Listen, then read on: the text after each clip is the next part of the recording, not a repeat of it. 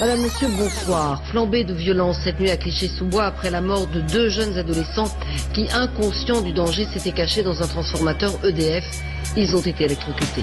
Voilà à quoi ressemblait Clichy-sous-Bois hier soir. Des feux de voitures aux 4 coins de la ville, des bâtiments administratifs pris pour cible. Pompiers, bâtiments publics et surtout policiers sont les principales cibles des émeutiers. On dit le destin il a été poussé par quelque chose. C'est de la faute peut-être de la police. Allahu alam, on ne sait pas. Cette 11e nuit d'émeute a été aussi la plus violente. Il ne s'agit plus uniquement de banlieue.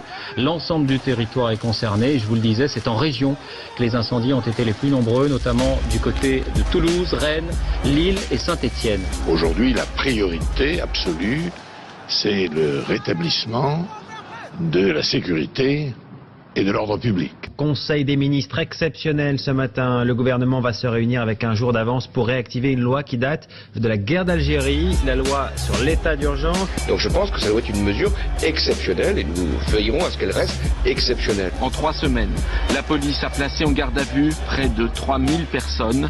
Plus de 500 ont déjà été placées en détention, dont une centaine de mineurs. Les vraies voix Sud Radio. Jean-Michel Fauvergue, alors vous êtes 89% à dire que la police est trop souvent injustement accusée. Quel souvenir vous gardez, vous n'étiez pas en banlieue à l'époque en tant que policier, de ce qui s'est passé il y a 20 ans? Et est-ce que vous avez eu le sentiment que les policiers étaient accusés de manière injuste? Alors, moi, je n'étais pas en France, j'étais en coopération au Gabon, oui. Mais j'ai effectivement suivi ces émeutes-là de très près, et bien évidemment que, comme habituellement, j'allais dire usuellement, les policiers ont été accusés de tous les maux. La problématique dans une émeute urbaine, on en a eu bien d'autres après ça. Hein, bien sûr. Dans une émeute urbaine, l'idée c'est de faire du maintien de l'ordre en évitant. Là, c'est 300 communes qui sont impactées. Hein, oui. En évitant le plus possible d'avoir des blessés et voire pire. C'est ce qui avait été le cas. C'est-à-dire il y a eu des blessés certes, mais il y a pas eu des morts aussi. Il y a des morts, pas pendant le maintien de l'ordre. Hein. Ah non, mais non, je veux dire des dommages collatéraux. Oui, bien un sûr. qui a été tabassé parce qu'il voulait éteindre, je crois, un incendie de voiture, et 2 autres qui étaient morts intoxiqués. Voilà. Alors, la problématique, c'est qu'effectivement, on a pris l'habitude de. Dans ce pays, on a inversé les choses. On prend l'habitude de dire que les violences, c'est la faute des flics, les agressions, c'est la faute des victimes, etc. Il y a quand même quelque chose qui va pas très bien dans ce pays. Hein. J'ai été frappé, je me rappelle parfaitement les événements d'il y a 20 ans. Hein. C'était très dur, Sarkozy a été remarquable à l'époque, mais je suis frappé par 2 choses.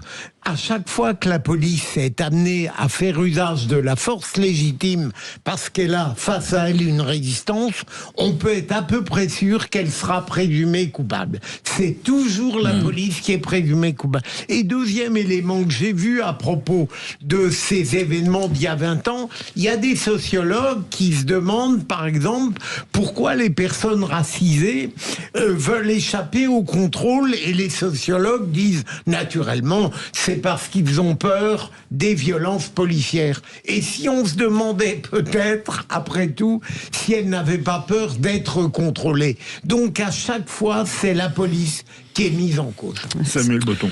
Non, je pense qu'il faut remettre un peu de clarté dans ce débat, c'est-à-dire d'un côté prendre en compte que un policier, c'est un représentant de l'ordre, c'est un représentant de l'État.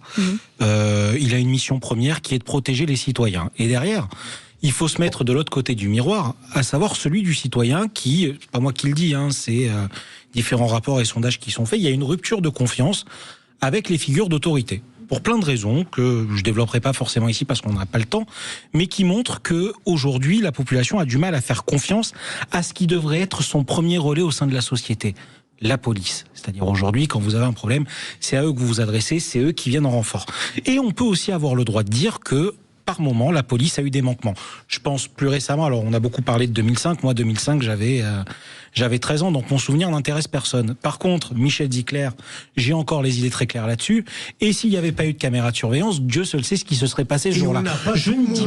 On n'a pas tout montré. Attention, je veux juste être très précis, je ne dis pas tous pareils. Je dis, il existe des dérives et aujourd'hui, il faut se poser la question de comment on rétablit le lien. Et il y a plusieurs idées qui ont été tenues. C'est-à-dire l'idée d'un récipicé après un contrôle de police, le fait que tous les policiers puissent être équipés de caméras sur ces phases de contrôle et dans des zones sensibles pour protéger les citoyens, mais aussi pour protéger les policiers. Pour qu'on voit la réalité de terrain. Et si les citoyens étaient coupables de cette rupture de confiance, et si c'était pas la police? J'ai envie de dire que les citoyens, ils ont applaudi les policiers il y a quelques années. On en a parlé. Vous y étiez en première loge, c'est-à-dire... Après le Bataclan, mais c'était des circonstances exceptionnelles. Je pense, de rentrer dans le débat, qu'il y a une majorité de gens silencieuses qui est là lorsqu'il y a des attentats et qui se tait quand... Justement, c'est ce que j'allais dire, parce que le discours de Samuel tendrait à penser qu'une majorité de gens sont contre la police. Non, une majorité de gens... et pour la police, dans les divers sondages qui se perpétuent au fur et à mesure du temps. Donc, et puis la problématique, c'est pas que parce que vous avez visé deux catégories de personnes, les flics d'un côté et la population, les citoyens de l'autre. Mais vous avez oublié les agresseurs et vous avez oublié les bandits et vous avez oublié ceux qui tuent. Ça, c'est pour moi, c'est leur travail quotidien. Il n'y a pas de sujet là-dessus. Non, mais pendant les émeutes, je vous dis. Je vais essayer de me tenir à distance justement de ce débat. Les policiers interviennent pendant les émeutes. Ils interviennent sur ce genre de personnes-là. Mais il faut savoir aussi que policier, quand vous êtes policier, quand vous êtes gendarme, vous êtes l'éboueur de la société. C'est-à-dire que vous voyez des choses que personne d'autre ne voit. Et vous êtes en stress permanent. Et on exigerait du policier qui est en stress permanent, en particulier sur des interventions de ce type-là, qu'il soit un surhomme et qu'il arrive à réagir de manière dont nous, on n'est pas capable de réagir. C'est impossible. Et puis, alors je vous rejoins sur quelque chose. Quand il y a des violences illégitimes, bien évidemment qu'il faut travailler sur les violences, mais vous avez toute une hiérarchie, en particulier les commissaires de police, en particulier les officiers de gendarmerie, qui est là aussi pour surveiller ça et qui est là pour pour initier des procédures. Il y a beaucoup de procédures internes. La police est le corps le plus surveillé, l'IGPN, le corps le plus surveillé de toute la fonction publique. Et donc, du coup, on est sur une police qui est fortement républicaine. Je rajouterai à ça, Samuel, que la police, en particulier la police, est le creuset dans cette société-là d'intégration. La police, les policiers viennent de partout, de toutes origines. Hommes-femmes, on a à peu près, alors on n'est pas à l'égalité des hommes-femmes, mais on doit être à 42% de femmes dans la police. La police est vertueuse de ce point de vue-là. Et donc je pense que cette idée de répandre, il faut le voir autrement.